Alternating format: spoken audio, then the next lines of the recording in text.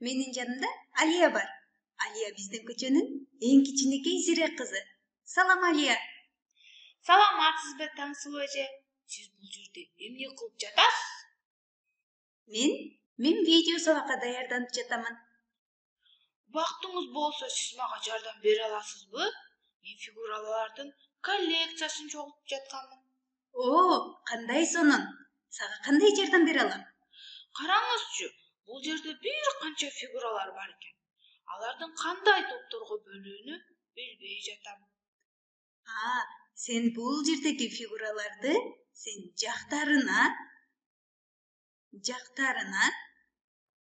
жана бурчтарына карата бөлсөң болот.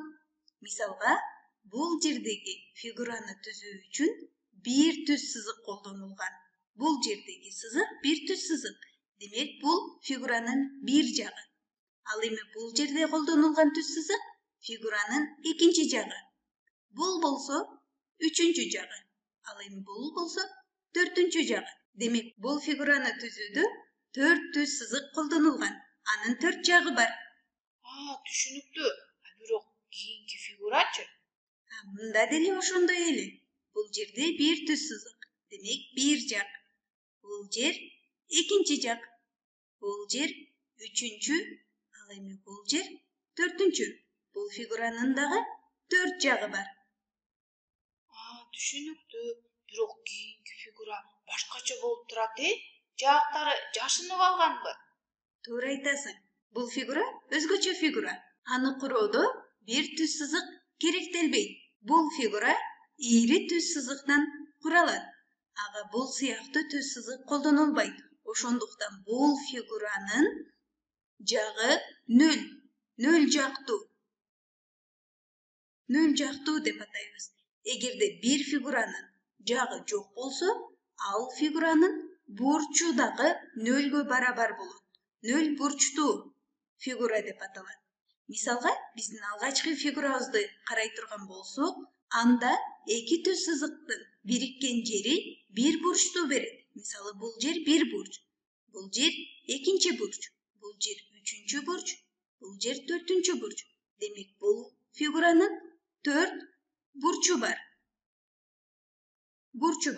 Жана биз эсептегенбиз, бул фигуранын 4 жагы бар. Демек, 4 жактуу фигура. 4 жактуу жана 4 бурчтуу. Мисалга, бул фигураны да карай турган болсок, анын 4 жагы бар болчу. Бурчтарын эсептеп көрөлү. 1, 2, 3, 4. Демек, бул фигуранын дагы 4 жагы жана 4 бурчу бар. 4 жактуу, 4 бурчтуу фигура деп атай алабыз. Ал эми кийинки жашыл фигурачы? Бул фигураны да карап көрөлү. Бул фигуранын жактарын карай санайбыз. 1, 2, 3, 4. Бул фигуранын 4 жагы бар. Бурчтарын эсептейбиз.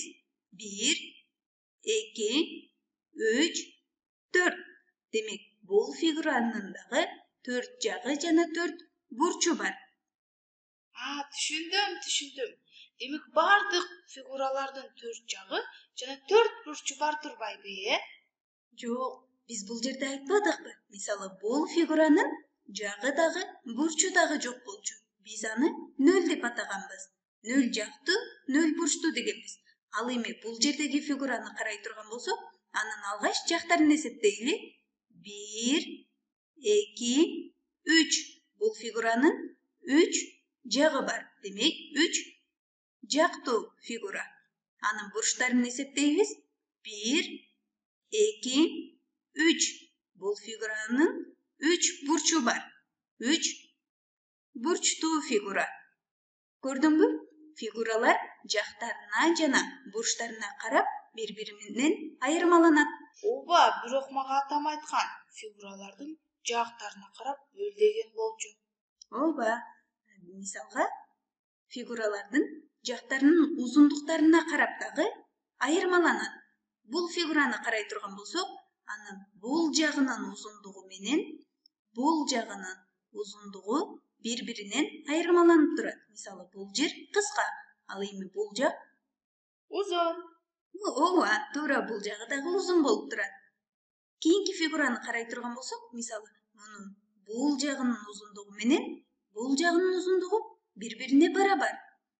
Бул жагынын дагы узундугу 3 жагы жана бул жагы менен жалпысынан 4 жагынын тең узундуктары бири-бирине барабар болуп жатат. Бул фигуранын жактарынын узундуктары бирдей.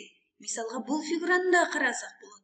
Бул фигуранын дагы жактарынын узундуктары бири-бирине барабар. Анда муну дагы карап көрөлү. Бул жердеги берилген фигуранын дагы жактарынын узундуктары бирдей. Демек, бул фигураларды түзүүдө узундуктары бирдей болгон түз сызыктар колдонулган. Түшүндүм. Эми мага аябай оңой болуп калды. Сизге чоң рахмат. Көрүшкөнчө. Саламатта калыңыз.